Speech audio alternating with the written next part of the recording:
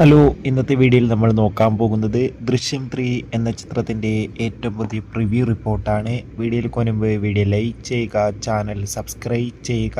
ഈ വരുന്ന മെയ് മാസം അങ്ങോട്ട് ധാരാളം ചിത്രങ്ങൾ OTT റിലീസ് ചെയ്യും.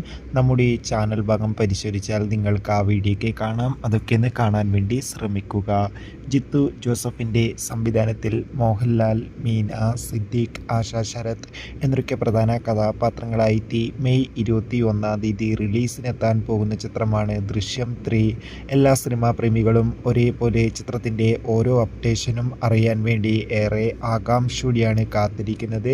ഫൈനലി ചിത്രത്തിൻ്റെ ഏറ്റവും പുതിയ അപ്ഡേഷൻ ആരാധകർക്ക് മുന്നിൽ പുറത്തുവന്നിരിക്കുകയാണ്. ചിത്രത്തിന് UA സർട്ടിഫിക്കറ്റാണ് ലഭിച്ചിട്ടുള്ളത്. അതോടുകൂടി തന്നെ പ്രിവ്യൂ റിപ്പോർട്ടിൽ സൂചിപ്പിക്കുന്നത് ചിത്രം 2 മണിക്കൂറും 39 മിനിറ്റുമാണുള്ളത്. അതോടുകൂടി തന്നെ ചിത്രം ഒരു ഫാമിലി ഡ്രാമ ആകുമെന്നും അതോടുകൂടി തന്നെ ജിത്തു ജോസഫിൻ്റെ ഏറ്റവും പുതിയ ഇൻ്റർവ്യൂവിൽ പറയുന്നത് ആരും തന്നെ ഒരുപാട് ട്വിസ്റ്റുകളൊന്നും പ്രതീക്ഷിച്ച് ചിത്രം കാണാൻ പോകരുതെന്നും ചിത്രം ഒരു നോർമൽ ചിത്രം ആണെന്നാണ് റിപ്പോർട്ടുകൾ സൂചിപ്പിക്കുന്നത്. എന്തായാലും ഒരുപാട് പ്രതീക്ഷകളാണ് ദൃശ്യം 3 എന്ന ചിത്രത്തിനുള്ളത്. കാത്തിരിക്കാം.